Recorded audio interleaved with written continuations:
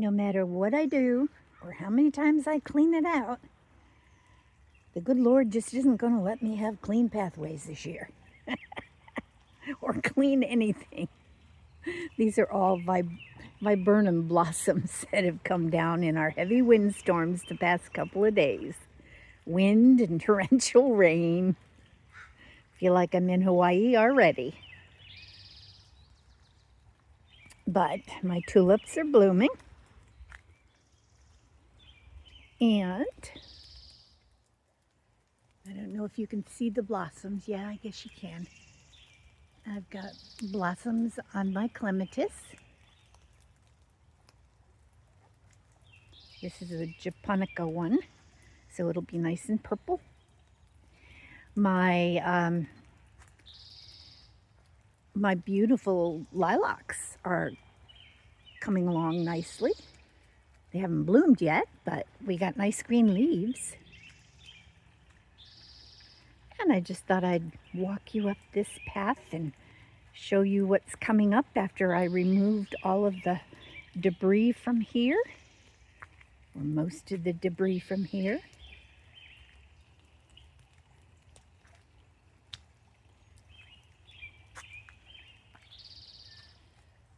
My serviceberry tree is losing its blossoms with all the rain.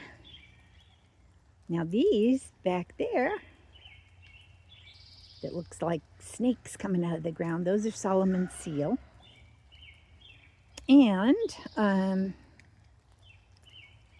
I've got some other stuff back there, some volunteer stuff. I have a few trillium, and I don't know whether those are tulips or daylilies that are coming up back there, but we'll see when they bloom. And then right here I have my hydrangea that is putting on growth, which is nice because Ponky darn near killed it last year. So I have high hopes for that. Ponky is a digger and a chewer. And this is one of my Everbloom red roses. And I still have to get in Ponky's area and clean that up. And I have to get back here and clean this up. But it is way too damp and drippy out of the trees today. The sun just came out and it's afternoon. So I won't be doing any cleaning back here today. I do have a patch of crocosema that's coming up here, and those will bloom later on this summer and be beautiful, gorgeous, large stalks with red blooms. My primroses are doing nicely. I have some, see if I get it right this time, nope. It's yellow-eyed bluegrass, I think is what they call it. That's the littler stuff. And then I do have some of my taller grasses in there, which are pampas grasses.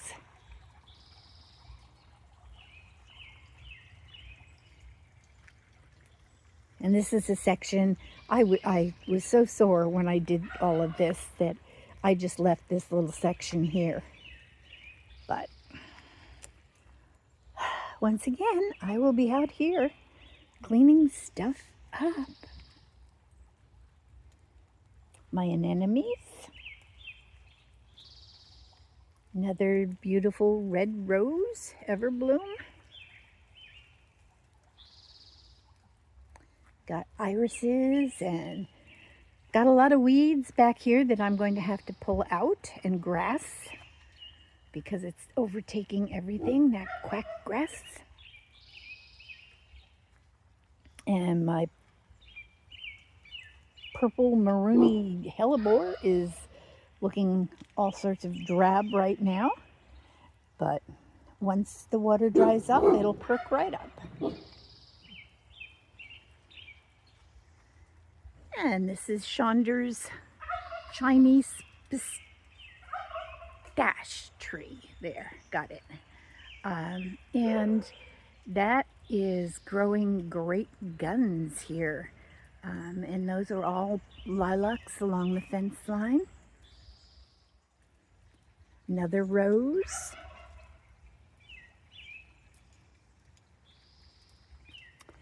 And I've got all the tiny flowers that are blooming in between the cracks. I've got a few of the taller weeds I've got to come out and pull again.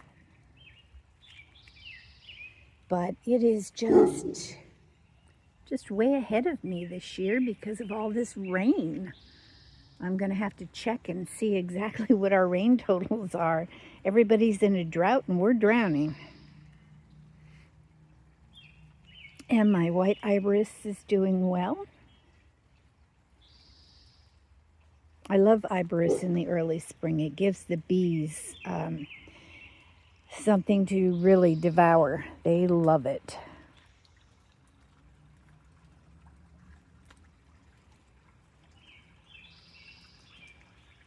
And this big rose here, that is a double blossom pink.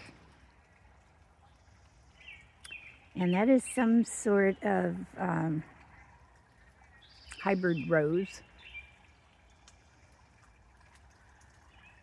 And then the one in the middle here, that one was originally a white rose. And the white, excuse me, pollen, and the white stalk died off and left the original rootstock, which is red. So I've got pink, red, and then the yellow climber. And then across the way here we have the camellia. And I better zoom out a little bit here. There we go. We have the camellia, and on the shed roof here we have a yellow, yeah. Oh, I got distracted. My bind is off. Sorry. We have another yellow rose here, and with the red, red maple, and then there's a regular three-toed, is what they call it, maple, and then this is our hawthorn, which I thought was, it fell down a couple of years ago in one of our windstorms. That's why it's tethered to the shed. And it fell over. It didn't break the roots underneath, but we uprighted it and put it back in. I put a lot of ground cover around it, hopefully to hold it in place, and then we tethered it. And it is looking amazing this year. So we'll see how that does. But that is, it's a St. Paul's hawthorn, and it's bright red. And then behind it, you have a Sionis, or however you pronounce that. It's called a meadow lilac, which is an evergreen. And that'll be blue. So that blossoms pretty nearly at the same time as the red hawthorn. So we'll have red and blue in this corner. And there's some more of my iberis. I've got lots and lots of things coming up right now and blooming. I've got the Japanese purus over there with the white flowers. And I love how the Japanese purus always come out with the new growth is bright red. And so you see that it's kind of a reddish orange. And there's my ivy, and behind it is my Japanese purus with the reddish orange. And it's really pretty. It gives a real pop to the garden.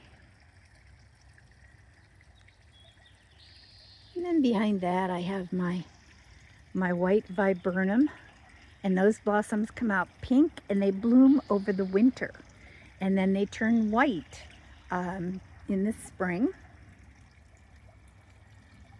And then when those go, my rhododendrons pop into bloom. But as you recall, the other day, well, not even the other day, last week, I cleaned the fountain up so that you could see the fish. And the fish are back to hibernating. It's cold again. It's supposed to be 34 tomorrow morning. Oh, aren't we lucky? So I will be unhitching the hoses that I hitched up just recently. But it's, you know, it's looking pretty good out here, looking like spring. Now, if it just felt like spring. The plants really don't mind the cold. They are light stimulated. So as we start getting the longer days of light, the leaves start coming out, and that's what stimulates them. It's not cold and hot that stimulates them as much as the light.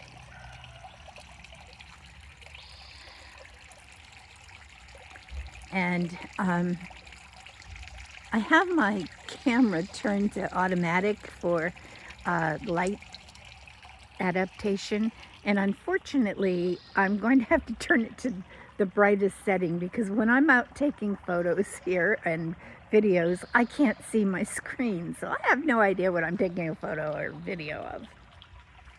But here's another azalea coming along, and I've got some more hellebores in here. And all of this stuff in here is going to be my tall phlox. I do have one peony in there. I've got some daisies.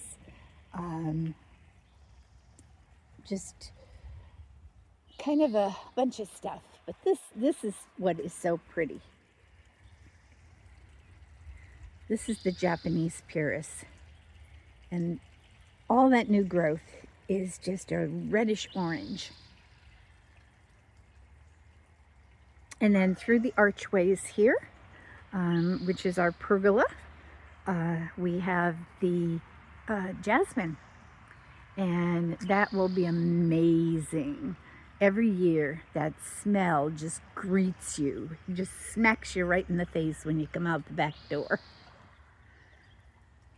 And then I have cut back, and I will be cutting back some more, my viburnum that overshadows this rhododendron, because this rhododendron is a nice tall one, and it's a hot pink. And then there's one on the other side of the Japanese purus, which is a white, which is a smaller one. So they pretty much bloom at the same time. We get the hot pink, and then we get the white.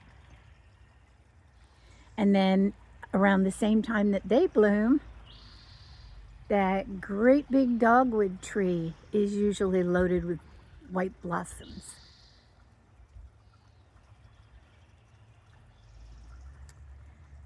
But this is what it's looking like in the backyard in Lynn's garden in Port Orchard, Washington, Zone 8B. So I will say goodbye for now, and I'm going to go check on the ducks. I rinsed out a can of corn for them today and threw that down there along with their sunflower seeds and the cracked corn. And so they've been, they spent almost 2 hours this morning down there, and you know, probably now they need to have a good walk around to exercise. Bye for now.